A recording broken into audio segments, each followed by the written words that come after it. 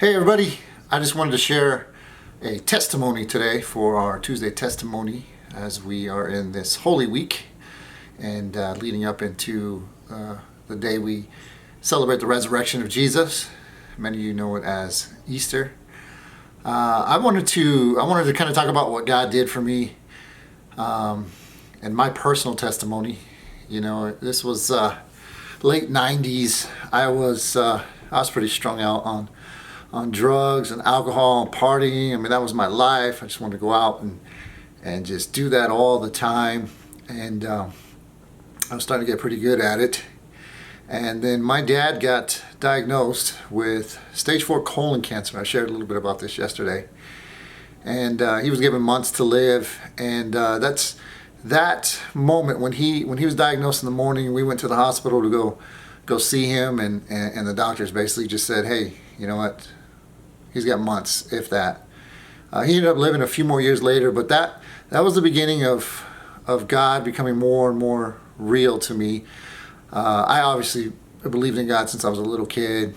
I mentioned yesterday I got a certificate that shows when I was 12 years old that I received my salvation. But I was out. I was young. I was in Honolulu at the time. I actually got kicked out of college because I partied too much, and there's a whole bunch of story there. But that began a moment with me, and it went back and forth, and had some good months where I was clean, and I felt like I was seeking God, and then there was bad months where I'd party again and be out there, and then it got worse and worse and worse even after my dad got diagnosed, and that was really, really bad. And then I remember the day that I got a phone call, and the phone call said that the hospital there in Honolulu said there's nothing else they can do. Basically said to my dad, go home and die. You know, I mean, they didn't say it in those words, but, you know, they had pretty good bedside manner, but they said basically go home. And, man, we had some moments. After that, we went to where my dad was at that time. We prayed for him. We had other people that were believers with us that prayed alongside, and we were praying for his healing, and had some really powerful moments just with God, and just some very, very, very powerful things that happened, and God became more and more and more and more real, and you know, the more real he was becoming, the less I was desiring to want to be, you know, in the world and in drugs and alcohol, cigarettes. I mean, you name it, I was in it. And anyhow, that lasted for a few months, and then my dad ended up having to go to hospice. You know, it was there toward the end, and it had been a long couple months, and been staying with them almost every night, praying with them, praying with those around us, and just it was grueling. You know, even had to at one point I had to change my dad's diapers, I would say, you know, because he just got so sick, and cancer was really getting him that he couldn't control his bowels anymore. And I remember in that moment, I remember thinking to myself, the things I thought important to that moment completely changed. And at that moment I realized, man, I'm here for my dad at the end of his life, and moving forward. As I said, he went to hospice, and then he was there for a few days, and I remember my sister and we kind of took a break from everything. We went out, and of course went to have a couple drinks, and let into some more stuff and all these things, and I realized that even through the midst of God doing powerful things and there being with my dad, that there was still a hook in me on that. And fast forward a little bit, I was there. We went to go visit my dad the day he passed away, and it was interesting. My sister and I went in. My uncle Jack was there. There was a couple other family members that were there as well, and my dad kept like looking up, and he kept saying, you know, I gotta go. He even tried to get out of the bed at one point, and we said, Dad, what are you doing? You know, go back, lay down. You know, just relax. And you know, I was there throughout the day. I think my sister had left, and there just ended up being my uncle and I that were there with my dad, and he was starting to breathe very hard, very fast, looking up. I remember my uncle had asked him, so my dad was, some of you know this, some of you don't, my dad was born in the Philippines, so they were speaking in their dialect that they were born with. And my uncle kept asking him, "Do you see God? Do you see God? Do you see God?" And I remember my dad looking at him and said, "Yeah, I see him."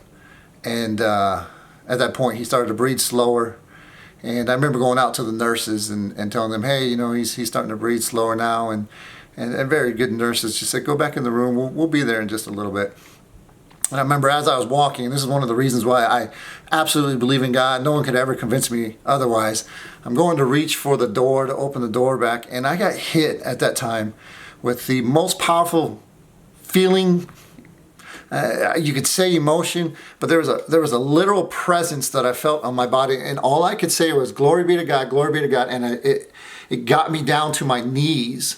And in that moment, all I could do was think about God, and I couldn't even open the door. I couldn't even move. And in about 30 seconds, I finally got the door open. And in that moment, my dad was really taking his last breath. Like I grabbed his hand, and in that moment, I didn't know what was going on. And in retrospect, talking with pastors and things, that was most likely somehow I walked into God's glory. How I walked into, my dad, I believe, being taken for the Lord and taken with the Lord. And I mean, he's got a testimony of his own. He came to know Jesus that I found out. He came to be saved and got baptized, and a bunch of cool stuff happened with him. But that was a moment where I sat back and it changed me so much. It made me just think, like, that was so real. That was God. That was God. That was God. And that began another path for me and began to push me in a direction. And then we had to wait a little bit of time. I think it was almost 2 weeks by the time they were able to, get my dad kind of processed and then get him ready for the funeral. And then he had tons of friends all over the world and all over the country, and give family members time to fly into Honolulu and be there for his funeral. And in that amount of time, I started to drink again. I started to go out and party again, and just had some rough moments back and forth, and made it through the funeral time, and then thought, okay, you know what, that's it. I'm not going to do this anymore. But then I went and fell back into it again. I remember going to a club, and then my now wife invited me to go to church. Tessie did at a church called Word of Life in Honolulu. It was a big church. I think there was probably 5,000 people in a service. They had 3-4 services a day. I mean, just tons and tons of people go through there. And it was one of those big mega churches that you can't get meetings with the pastor kind of thing. Anyhow, I still struggling with drugs and alcohol and cigarettes and all this stuff. I said, you know what? I'm going to go to the church service. And funny thing is, that night before, I took some ecstasy. I took some drugs and drank and didn't get home till about 3 o'clock in the morning. But I remember, you know what, I got to make it to that church. She invited me, and she was there for us when my dad was passing away. She was there for the family. She was praying with us, and she was always kind to me. Some people know this, some people don't, but she used to work for my dad. She was his administrative assistant, and then ended up doing some other stuff for him as well. Anyhow, I go to the church service, and it was one of those services that I've had people tell me as I've preached, like, how did you know what's going on in my life? How did you understand what's going on? And this pastor, Pastor Art Sepulveda, I remember him. He was preaching, and it felt like this guy was reading the book of my life. And I was back there, and I was just like, what is going on? How does this guy know what's going on? And I remember even asking her, I'm like, did you tell him about what's going on in my life? And she didn't even know. She didn't even know the full story of me doing drugs and alcohol and stuff. And I think it was her, or somebody else that was there too that I knew. They said, what do you mean tell him? I can't even get an appointment for myself to tell him. And fast forward a couple minutes, and and a powerful service. And I was just sitting in awe, like, man, how does this guy know what's going on? And I felt the conviction of the Holy Spirit. And just it was a soft conviction. And, it wasn't like a hard thing, like, stop what you're doing. I knew that already. I knew I should, but it was just a soft kind of invite to come get to know me more. And I remember it. I remember where the sanctuary was, and I remember looking around, and I seen this door toward the back, which was an exit door. And I said, you know what, I'm going to go back there, and I'm just going to say a prayer on my own. I remember going out the door, and I go around this backside, so I had like a little private area outside. And I said this prayer to God. I said, God, I know you don't want me doing this stuff, and I know you have better for me, but I like doing it. I like the drugs. I like the alcohol, but I can't stop. I need you to stop it for me because I can't do it on my own. And I said it very sincerely. I said it very honestly like that. I don't remember if I said in Jesus' name or anything like that. I just poured my heart out. And testimony was, and this was years of doing drugs. This was years of drinking alcohol. I mean, I got to the point where I couldn't even speak barely a sentence anymore because I was just so strung out.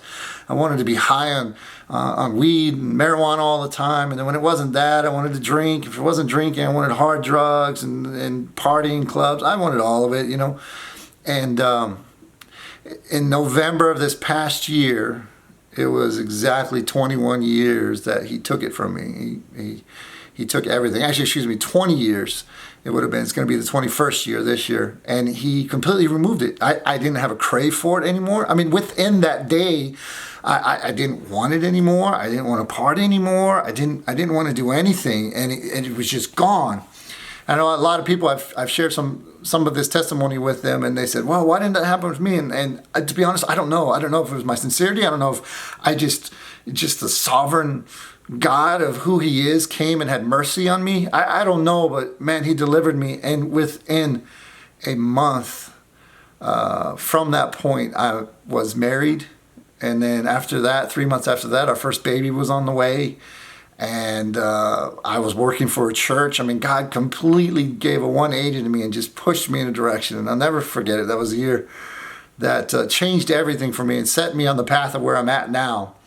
And I just want to share that with you. I know I'm able to minister to a lot of people that, maybe it's you, maybe you're watching for whatever reason.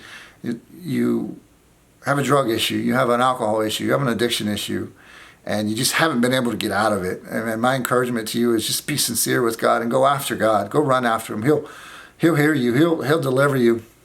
And even like he did with me, not one withdrawal symptom. He'll just take it from me supernaturally. And if he doesn't, just keep walking with him. Keep pushing into him. And he doesn't want you like that. It's not the best. It's not the best for you. That's not the best of you. It's not who he created you to be. I knew that for myself, but anyone that's ever been in addiction knows it's a tough thing to get out of. Drugs were hard. Alcohol was hard. I think cigarettes were one of the hardest things for me. It's like I remember smoking cigarettes and going, why am I even smoking these things? I don't even want this anymore right now. And they're just so addicting that your body craves it. But I just want to give you an encouragement as we're doing this Testimony Tuesday that if that's you, just even in this moment, man, just say a prayer to God. Be honest. Be sincere. It doesn't have to be some holy prayer. It's not like, oh, thou wonderful God from heaven. And no, just be honest with him and just say, God, I need your help. And he'll come. He'll come. I know he will because he did for me. Well, I hope that blessed you. I hope in some way that maybe even ministered to you. I'm going to share on Thursday because we're doing another Testimony Thursday. I'm going to share how just a few months after that moment, how God used me to heal somebody. And I mean, they were set up for surgery. They had tore a ligament. I laid hands on them and prayed because that's what our pastor told us to do. And I prayed and they got healed. But I'll tell you the story on Thursday if you're interested. It's powerful and that one forever changed me too. God's done so many things, so many testimonies that's forever changed me. But I hope that bless you tonight. And if you want to, man, if you feel like, man, I need to talk to somebody about it, feel free to reach out to me. JJ Borja on I think Facebook, Instagram, Twitter, I think everywhere. If you search JJ Borja and private message me. I'd love to talk with you. I'd love to chat with you and pray with you if you want me to. But I hope that blesses you guys. Take care.